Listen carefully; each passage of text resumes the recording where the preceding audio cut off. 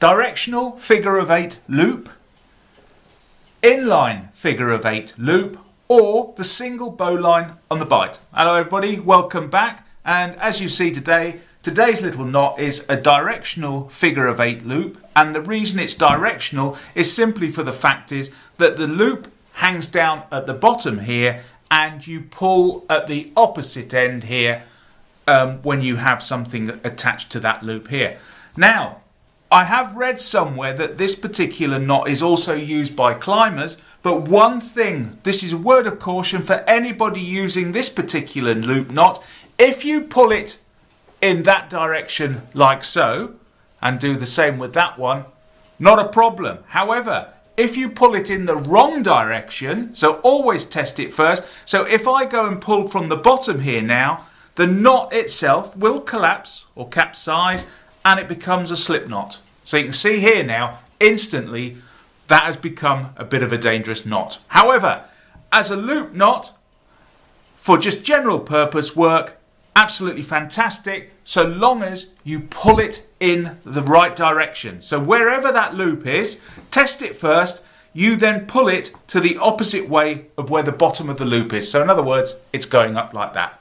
So anyway, let's get on and let's get knotting, and I'll see you on the other side. I'll just untie this. Right, so here we have my cord, and what I want to do is I basically want to put a loop in, or a directional figure of 8 loop at this point here. And the first thing I do is I create a loop itself like so. So what I've done is the cordage is going round, under, over itself, and then coming down. And the next thing I want to do is pull through a fair bit of cordage for the size loop that I want to create on my rope.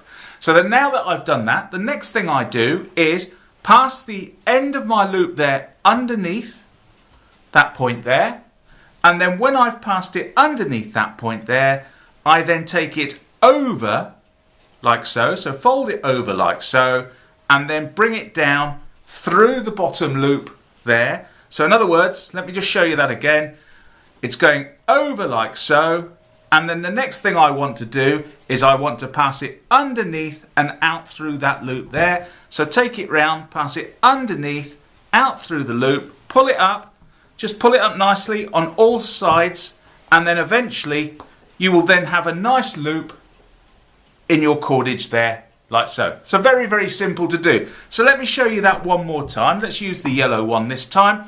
So once again, I want to put my loop in there. So the first thing I do is just get hold of my cord and create a loop like so. So it's going round, underneath itself, and then over itself. Then pull in or pull out as much as you need for that loop there. So if you want a fairly large loop, pull out more than if you want a smaller loop. And then once again, just bring it round, pass it underneath the standing end there like so, then pass it over like so, so fold it over, and then bring it underneath everything there and pass it through that loop. Real doddle easy to do. And then just gently pull up on it, make sure it's pulled up nice and tight, and there we go. We now have another loop in our cord. So we've got the directional figure of 8 loop there, and I just want to thank Greg Letter for this one. He showed me this particular knot, and so now I can attach some weight to this loop here, but I have to pull in that direction. Don't forget, that is the direction you've got to pull in. Provided you're pulling in that direction, it's a relatively safe knot. Also, the other beauty about this knot is that it's fairly easy to undo as well, even when it's been under load. So there we have it, the directional figure of 8, or the single bowline in a Bight, or bowline, depends how you pronounce it.